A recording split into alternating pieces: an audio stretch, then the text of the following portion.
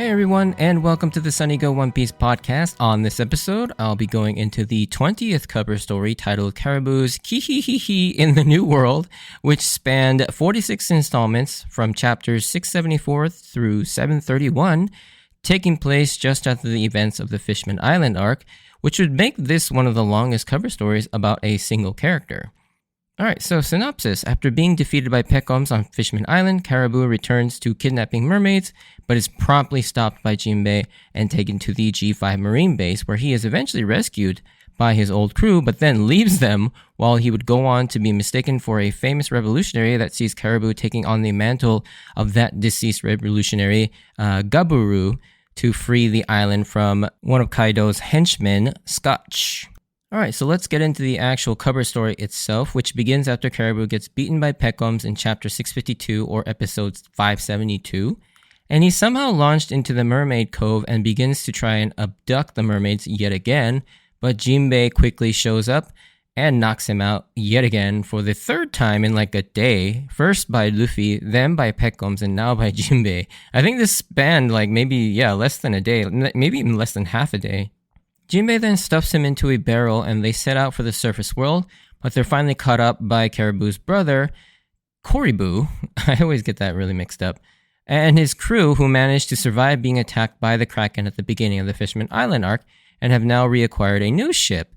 And this was told to us by Caribou in chapter 650 when he was trying to abduct Shirahoshi just before getting knocked out by Luffy. We don't know the specifics of how they survived or where they got this new ship, but he does mention that they've already made it to Fishman Island and are at the port somewhere, so it makes sense why they'd be on Jinbei's ass so quickly. However, Jinbei just jumps out and swims faster than Caribou's ship and makes it to the surface at the G5 Marine base. And yes, this is Virgo and Smoker's G5 Marine base, that very same one. And it makes sense that this would be the closest base, as we already know that Virgo is here to keep tabs on Punk Hazard, and this is basically right in between both Fishman Island and Punk Hazard, which is most nearby. And Smoker asked to be stationed here because he knew if the Straw Hats were to ever resurface, they would have to pass through this area to make it into the New World. Jinbei leaves Caribou at the base in the hands of Commodore Yarisugi, who we've seen in the manga and the anime as the member of the G5 base that was incredibly mean and cruel to all the parents, begging the G5 Marines to keep looking for their children back in chapter 673 or episode 599, which is why we can see that he's already thinking of cruel ways to torture Caribou by burning him at the stake. But Caribou shows up just in time to free Caribou, but in the process, Caribou abandons his brother and crew to save himself by stealing their ship and leaving them all to Yarisugi and the Marines, who all defeat and capture them. And yeah, Caribou has got to be one of the slimiest and detestable characters ever. After all the trouble his brother and crew went through to rescue him multiple times, he just straight up leaves them to the Marines and abandons them. Like absolute garbage. But because of that behavior, karma or divine punishment, as the entry labels it gets him as the sea ravages the ship that he took, and he's forced to abandon ship onto a lifeboat adrift the stormy waters until he washes up on some unknown island, where he wakes up and he's being taken care of and nursed back to health by some random old lady. But of course, because Caribou can't seem to help himself, not only does he eat her delicious meat pie and steals it, but also steals her jewelry while she's asleep. The next morning, the nice old lady makes Caribou another meat pie bento box and directs him to the port on his merry way. And on his way to the port, he runs into a small militia group, and they call out to him as Gaburu. Taking a step back from the story, one thing about this name's translation, there's some confusion because one entry has a flag that is seen with the romanization as Gaburu, which is what it sounds like in Japanese, but later on, there's a picture frame. It's written out as Gabul, as in Gabull. Both are technically correct from a Japanese standpoint because Gaburu is the literal phonetic translation as it sounds in Japanese, while Gabul is what you can kind of translate it as if it were translated into English directly. Since Japanese doesn't have that singular L sound, usually you get instead of the L sound, you get L, so it's like RU. So that's why you get gaburu instead of gabul. But yeah, I think either way, it's technically correct. However, I think most people see gaburu as the default, and that's what I use too, because if it really was gabul, then I think in Japanese, the katakana would actually have maybe the elongation line in the middle to make it gaburu, and thus would sound closer to bull instead of buru. But in any case, I think both could work, and both are technically correct. So if you like gabul, that's fine. But for the purposes of the podcast and the remainder of my reference to this name, I'm just going to call him gaburu. Anyways, back to the story. The old lady shows up to drive the militia soldiers off, but this is where the cover story takes a very weird turn, as Caribou, for whatever reason, mostly curiosity, goes back into town to see what is going on and discovers that there's a weapons factory on this island. This then snowballs into a crazy situation as he realizes these men are working in this weapons factory, but are also proclaiming their revolutionist commander Gaburu has returned. And on the flag, it shows a picture of this Gaburu, and it bears a striking resemblance to Caribou. Now, as far as we can tell, this group has no association or ties with the Revolutionary Army, that's the one that's led by Dragon, and this is just an independent revolutionist group. However, during this rally announcing the return of Gaburu, a huge one of Kaido's men, or henchmen I should say, Scotch, comes to break up the workers' rally and sets fire to the town to teach them a lesson. Now, this isn't the first time we've actually seen Scotch, and in fact, he was introduced in the main story a while back. This happened just before the 2-year time skip when the Straw Hats were all separated, and specifically in chapter 595 or episode 513, we get an update on all the Worst Generation members, and when we get to Dae's Drake, we can see them on this same island, which is easily noticeable with the striped mountains in the background, and it is mentioned by Scotch that this is one of Kaido's favorite islands. The crazy thing is, I never actually noticed this up until I was doing research for this episode, and that you can actually see these striped mountains aren't actually natural. In chapter 595, you can see that they're in the process of being built, and sometime during the 2-year time skip, they were completed. As you can see in the 9th installment of this cover story, when Caribou washes ashore, the mountains are completed, and they have the peak and everything. But when you look at it back in 595, they're only about halfway up in building it. So not only is this Kaido's favorite island, he built it to be like his favorite island, apparently. The fact that Scotch is still here and Drake now works for Kaido means that whatever happened in chapter 595 or subsequently is that Scotch defeated Drake somehow, or perhaps Kaido actually showed up and beat Drake. And given how this cover story ended, I think it's more likely that Kaido showed up and defeated Drake. We never got to see what actually happened back then, but my guess would be that yes, Kaido did eventually show up and take out Drake. Caribou then goes back to the old lady's house to find it on fire, and her unconscious. On the ground beside her is a picture of the real Gaburu, and it also reveals that the old lady is the real Gaburu's grandmother, with I heart grandson Gaburu written on it. Although this is where the translation contradiction comes, as it says Gabul on this frame, as I mentioned earlier. And this is why she's so determined to help Caribou. Just then, she regains consciousness and urges Caribou to stop fighting and run, while Scotch comes barreling into the house to attack them. And to my shock, this grandma stands her ground and fights Scotch to give Caribou a chance to escape. And it makes sense why the real Gaburu grew up to be a revolutionist fighter. He probably got it from his grandma. Caribou, the scum that he is, doesn't even hesitate and just straight up runs away for the port, only to find the marine gunship there. But as luck would have it, it's Caribou's brother Caribou once again, and their crew there to rescue him, even after he abandoned them earlier. This guy seriously does not deserve this amount of luck and goodwill he gets from others. And frankly, it's kind of infuriating how fortunate he is without suffering any real consequences. Apparently, Caribou harbors no resentment for the betrayal at the G5 base because their grandma once told them that no matter what happens, siblings need to get along, which is sweet but dumb in this case of Caribou and Caribou, because they're both horrible people to others and each other. In any case, Scotch now has the grandma ready to make an example out of her to dissuade any further uprisings and riots and all that. And just then, the Marine gunship rolls up on the coast with Caribou and everyone dressed up as Gaburu's revolutionist army. They then fight Scotch and his men, and Caribou defeats Scotch in probably one of the more horrific ways ever by shoving a ton of swamp mud in this guy's mouth, and kind of similar to how Super Boo kills that one guy that was shooting him with the gun in Dragon Ball Z, except I don't think Scotch is blown up. He just kind of suffocates, which is still horrifying. But at this moment, we actually don't know whether Scotch lived or not after this, as he's never mentioned again, at least so far in the story.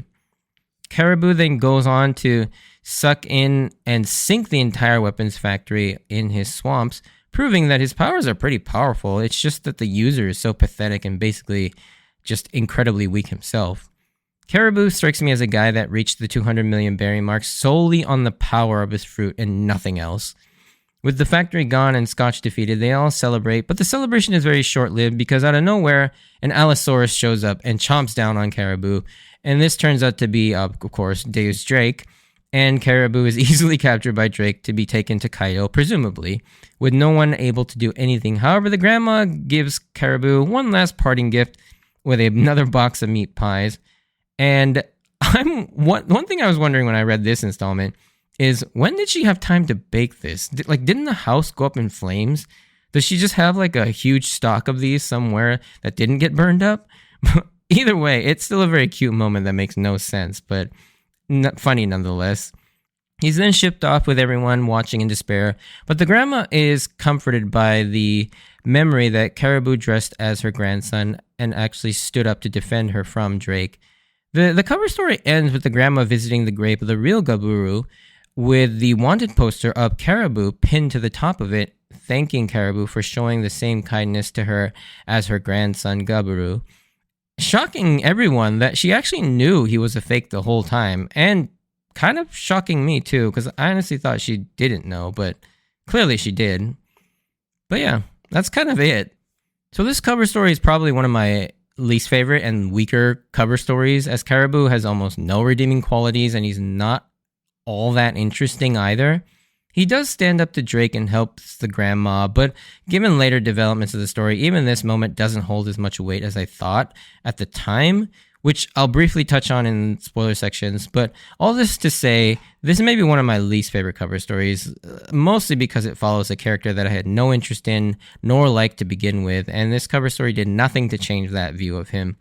The most interesting thing about this cover story was mostly Drake's appearance. It's not a terrible cover story or anything, but it's also, again, very uninteresting in my opinion.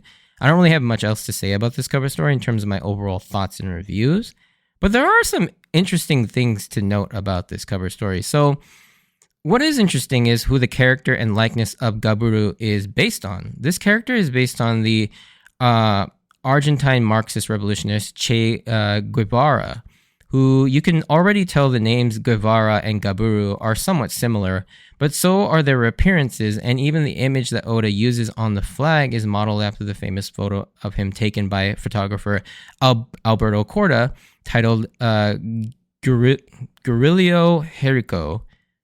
I completely butchered that, I'm sure, but Guevara was a major figure in the Cuban Revolution in the 1960s.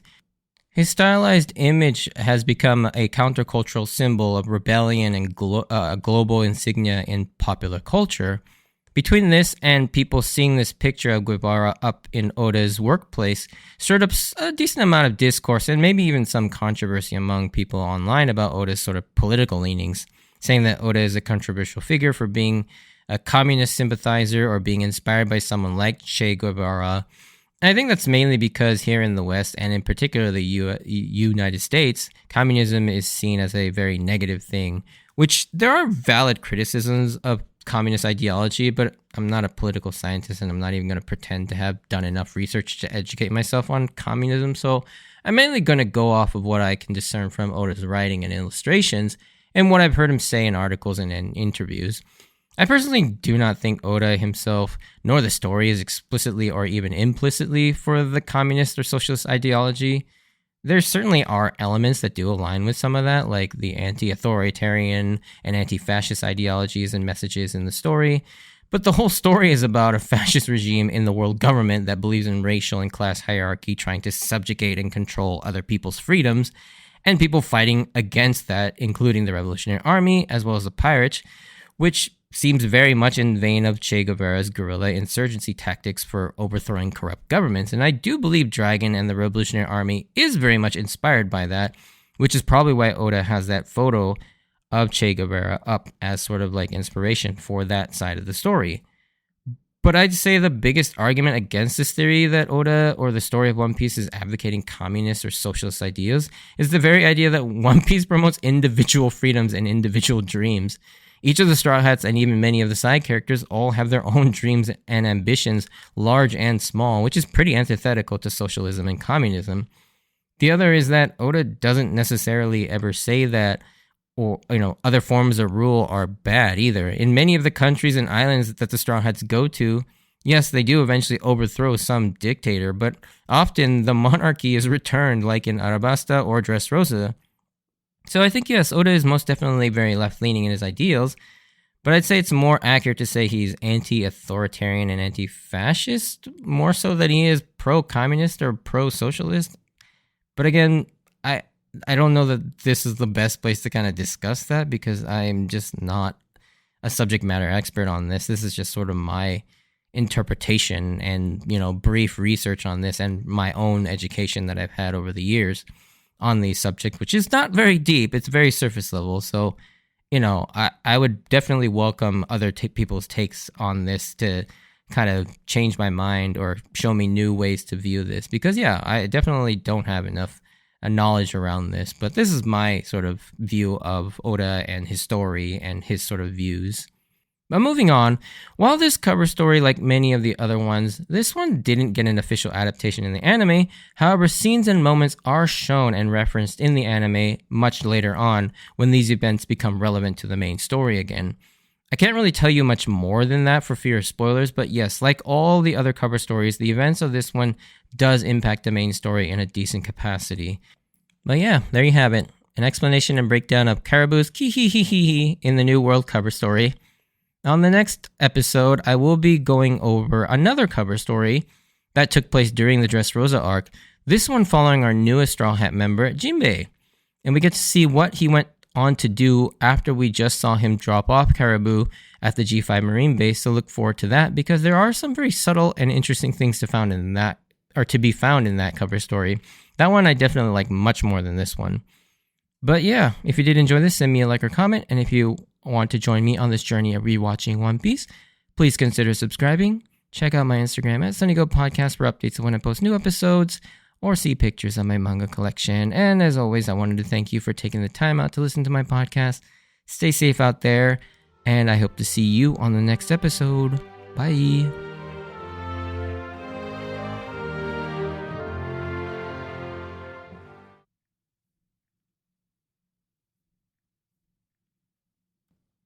Alright, so spoiler section. So yeah, this cover story, while uninteresting, it does have some bearing on the rest of the story, like many of the other cover stories do. So this cover story sets up Caribou returning to the main story to have a somewhat sizable role in Wano and beyond. So after being captured by Drake, he's taken to Wano and imprisoned in the Udon prison, where he would eventually meet up with Luffy when he's captured after his first defeat at the hands of Kaido. And he will then also play pivotal roles in the raid as he feeds Luffy with the food he stockpiled to get Luffy back in the fight after he was knocked off of Onigashima but saved by the Heart Pirates.